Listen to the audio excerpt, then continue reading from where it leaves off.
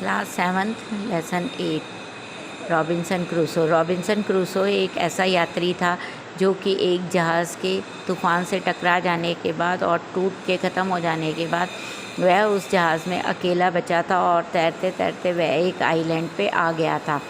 जब उसने उतर के उस आइलैंड को देखा तो वहाँ पर चारों ओर उसे कोई भी व्यक्ति या कोई भी जानवर नहीं नज़र आया।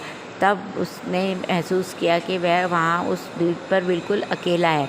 उसने वहाँ अपने रहने के लिए एक सुरक्षित स्थान बनाने के लिए लकड़ियों को काट काट के, उसके पास जहाज़ से लाए हुए सामान में केवल एक आरी और एक कुछ कीलें थी और एक हथौड़ा था। उसने उससे लकड़ियों को काट के एक जगह पे रहने के लिए, ऊंचाई वाले स्थान पे रहने के लिए एक पूरी बाड़ बनाई और उसको तार से बांधा और उसके बाद उसने उस चट्टान को काटना शुरू कर दिया। धीरे धीरे वह चट्टान कटने के बाद उसने उसे गहराई से काटा और उसमें अपने रहने योग्य स्थान बनाया।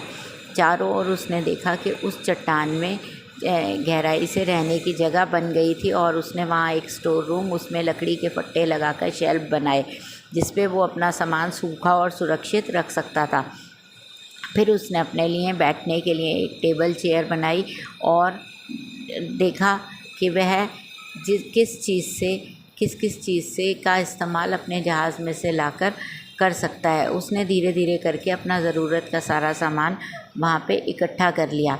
उसको जहाज़ पे कुछ किताबें मिली थी, वहाँ कोई और नहीं था, इसलिए उसने पढ़ने के लिए अपने उन स्थानों पे वहाँ किताबों को रख लिया और अपने वहाँ पर उसे एक कुत्ता, 2 बिल्लियाँ मिली थी, वही उसके वहाँ पर अकेलेपन के साथी थे। इस तरह धीरे धीरे उसने उस गुफ़ा को काट कर अपने रहने के लिए एक सुंदर स्थान बना लिया और उसमें अपनी ज़रूरी चीज़ें रख कर वह अपने आप को बहुत ही सुरक्षित और